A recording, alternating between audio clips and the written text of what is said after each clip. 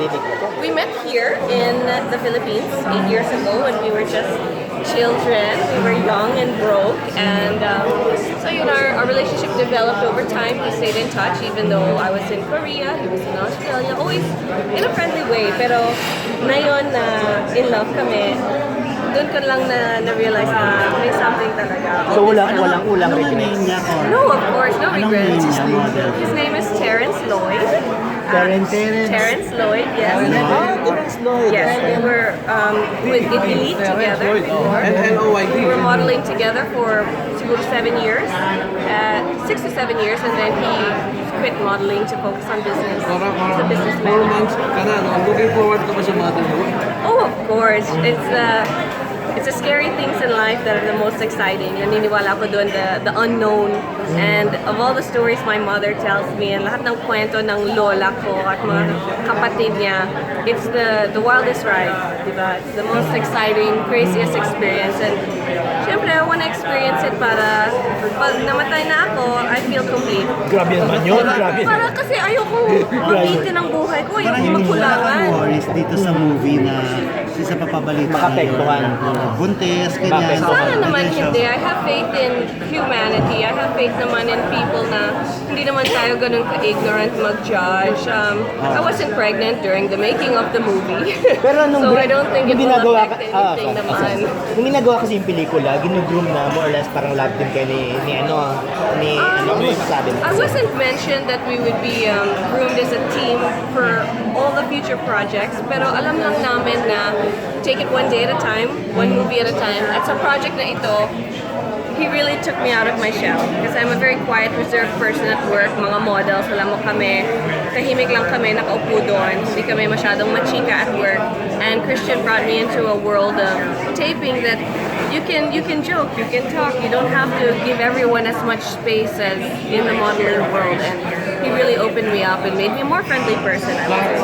Hindi ka ba nag-alala yung model figure na ma-apekto after the Oh no, of course not. Marunong naman ako mag-diet at mag-workout. I'm hoping that after I give birth, my body will be better than it ever was before. Magkaka-six pack ako. Abangan niyo yan. Pwede ka pa ba sexy pagkatapos? I feel it's the same as it was before when I was young. Tasteful is the most important thing. Ano yung pinaghilihan mo? Everything. Bukod sa tsokolate, maasim, manggat, bagoong. There was one day na pumunta ako sa grocery store, bumili ako ng black olives, green olives, pickles, dill pickles, at naghahanap pa ako ng pickled artichoke. Sabi ko, naku, buntis na talaga ako. This is crazy. Para mag-breastfeed ka ba? Yes, I plan to breastfeed as much as possible. I feel like it's very important for the immunity of the child, and it's also very important with the connection. Kasi pagtanda ng baby mo, they have their own life. They don't want to talk to me anymore. Cora, is it, okay lang ko tatanong kung, is it a plan or parang accident that Oh no, we knew very well what we were doing. Okay. We had been practicing, and like they say, practice makes perfect. Wow. Kaya sure ako, perfect itong baby na. Wow. Kung sakali bang mag-artista yung anak mo at gagayan ka maging model, ano Kung yun? yun ang gusto ng anak ko, syempre we'll support whatever it wants to be, whoever it wants to be, whoever it wants to love. My job is to support my Boy or child. girl? Secret. Why? Nag-enjoy ka ba katrabaho si Christian? I did. I loved it because Christian gave me a perspective I didn't have before. Christian allowed me to not be so on guard. I was very nervous and afraid, and he helped bring a friendliness to the set, and he helped me just relax, I'm very uptight normally, and Christian really helped me a lot. Beyond support, he encouraged me, he supported me, he inspired me, and I believe inspiration is what makes you improve yourself more than any advice anyone can give. Bakit tayo mo sabihin kung lalaki or babae? Kasi may YouTube ako at gusto ko mag-gender reveal. Alam mo na yun, gusto ko ng mga hits. At saka, medyo maaga pa, I don't wanna make a mistake, I don't wanna tell everyone it's one thing. Gusto mo silang It's gonna be surprise. something else, yeah. So, abangan nyo. hopefully Ano we'll na lang do yung a message mo gender dun sa reveal. mga YouTube follower YouTube mo? pa subscribe naman dyan. No one likes the freeloader, guys. Huwag yung tingin ng tingin, walang subscribe. Wow, okay. So, ilan ka na? Ilan na ba subscriber mo ngayon? I'm over 200,000 now. What do you do there sa YouTube mo? Travel vlogging before na yun, nabuntis ako, I try to sit still and don't be so makulit kasi sumikat ako na nakasabit sa jeep.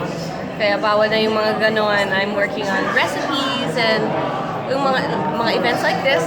I recently just went to the christening of the PBB house, so abangan niyo Oo yun. nga. It's Hindi ka coming ba out ano, soon. hindi ka tawag dito, hindi mo pinakikita yung baby mo sa kanila sa YouTube natin? No, not yet kasi yung mga ultrasounds ko parang wala akong nakikita. Parang sabi ko, pangit naman ang angulo to, guys.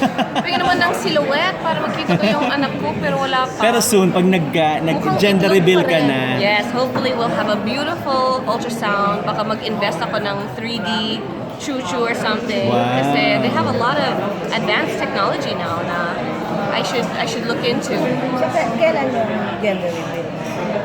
Well, siguro I think I want to get one more ultrasound para sure, para may magandang image to go with the pero gender alam mo reveal. na kung ano. Alam ko na, pero sabi nila it's a bit early to be 100% sure. Kaya medyo takot pa ako magsalita kasi baka ako pa Oo nga. ako pa magkamali. Nasa first trimester ka pa ba? O tapos? A little bit over the first trimester, yeah. Meron kang morning sickness. In the first trimester, kapag nasa kotse ako talagang gusto ko nang mamatay, magsusuka talaga ako. And of course, my mother-in-law scheduled a road trip, mga 9 hours. Sabi ko, I'm gonna be sick. Pero that was not so bad. Nothing candy couldn't fix. So, update ako kanina. Yung nagpakasal ko ba kayo? Oh yes, we got married in July. We went to Australia. My family went there, and his family lives there already. And we all got together and had a small wedding. Hindi ka ba nagsisisi na parang pag ganun yung career mo and then parang, di ba sabi pagka nag-asawa ka na or magbe-baby ka na, parang maglalaylo ka sa ano because iba Yeah, I prioritize hear mo. this a lot. Pero in the States, hindi kami ganun eh. In the States, working mothers and working women are treated the same way. And I feel like the way society is now, I think we're a lot more open-minded and accepting of people being able to do two things at once. Like, look at Ate Bianca from ABS. Yes, She is our mother, Miss Marian. All these women are very inspiring to me. And I hope that I can inspire other Saka women. that's the new women, di ba? Parang Yes, ngayon. just because you had a baby or chose love doesn't mean you can't work. My gosh, that's crazy. May bills pa rin, di ba? Talking about PBB, marapit na mag-open, di ba? Yes, Are you excited dun sa mga bagong mga I'm so excited for them. housemate ni Kuya? I heard they have a new house. They redid the inside. So later I'll be doing a tour for their ABS house. Are you part of it? No, I'm just doing a home tour. They've invited some of the ex-housemates back for the christening and stuff. okay. And masasabi ko, you guys really don't want to miss it. Ano ma-advise mo dun sa mga papasok na bago? Para at least maging kampante sila on what I they are would doing. say, good or bad, be honest with yourself. Kasi the only thing you don't want to be in front of the whole country is fake. So at least, kung sumpungin ka, kung galit ka, kung nahihirapan ka, kung masaya ka, kung kinilig ka, just be honest. Because nobody wants to see a faker. Kung babalikan na ng pinaka-memorable experience mo sa loob ng bahay ni Kuya? Sa loob ng bahay, nako, I'm remembered for a lot of my hard moments, but ang masasabi ko is yung mga eviction tasks, yung mga challenges, do your best because when you go back and watch it, yung mga tasks na binibigay sa'yo, yung mga hamon, mai-impress ka sa sarili mo. So never give up, no matter how many times you're up for eviction, no matter how many times all your housemates vote for you, don't give up because you can still save yourself. Ano yung bagay na dapat hindi mo ginawa dun sa bahay ni Kuya na nagawa mo na kung babalik ka, hindi mo na uli gagawin? Siguro, I would try to control my temper a little bit more kasi it runs in my family. We're hot-headed women. You know, if mama's not happy, nobody's happy. Ganun kami. So I would have definitely been more patient and tried to be more of an ate role instead of like fighting for my life. Kasi nung time na yun, marami akong dinadaanan sa buhay. Galing ako sa breakup. So, medyo not my finest moment yung PBB house Break na up, yun. tapos ngayon nagkabalikan kayo, ganun It ba? was like 2 years of breakup. I was dating somebody else. Same different guy. same guy. No, my husband now, we never dated.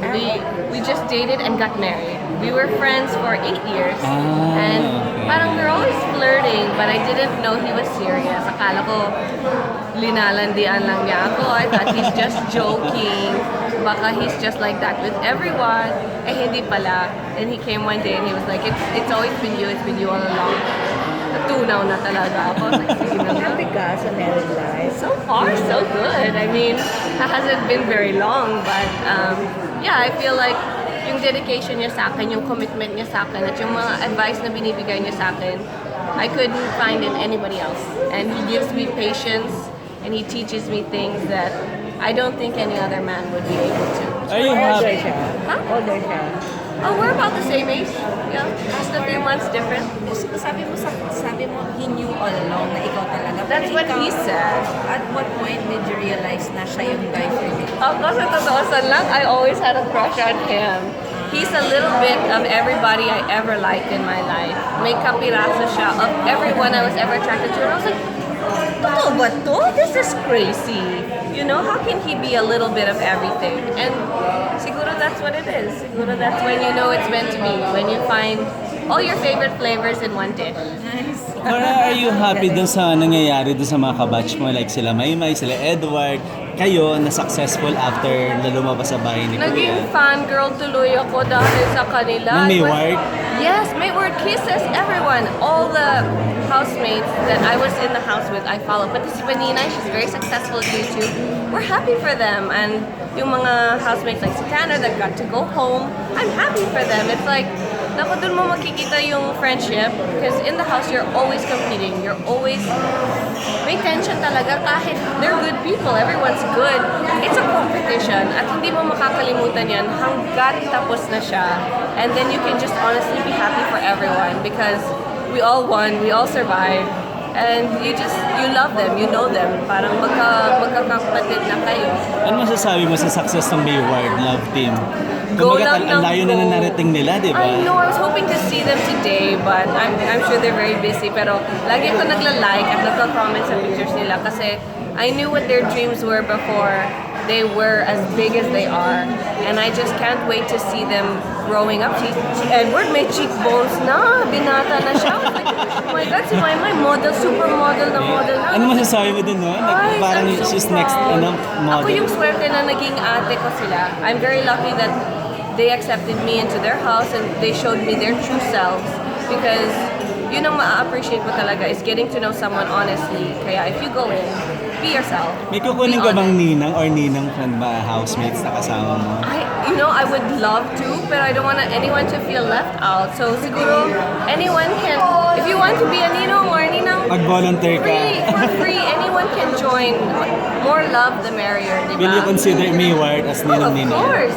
If they want to be, do it. Pero ako yung tipong, don't make me a ninang ha, unless I volunteer. So gusto ko rin, if someone wants to, go ahead. But as long as they sending my baby love and my baby can grow to know them and love them, that's all you need. As a model, nakikita mo rin si Maymay na may patutungan yung pagiging model niya. Maymay has the potential to be a supermodel, not just in the Philippines, but internationally. Kasi from my experiences internationally, what is uso in the Philippines might not be what is uso everywhere. So if everyone's saying, oh, you have to be like this, you have to look like this, kailangan mestiza, kailangan mukhang foreign Oo, shade, yeah. it's not true.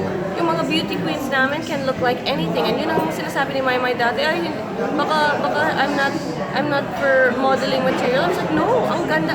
I think you're beautiful. You look like a princess. And now, especially now, you see her in all these campaigns, shining. You see her blossoming. And kami, naiingit sa kanya. Like, my God, ang ganda niya dito, ang ganda mo, girl. Doon sa mga magazines. She's cover girl. She's an endorser. She's a billboard woman. She's just beginning. And yun ang masasabi ko is there's so much more to come from her. I'm ready to Last na watch. lang yung message mo sa kanya. Ay, naku, Maymay, muy. I miss you. Miss na kita. Ginigigil niya ako lagi. Miss ko yung mga good night kisses mo at yung yakap mo na punong-punong pagmamahal. I love you. Congrats, model. Thank you. Nagka-watch mo pala si Maymay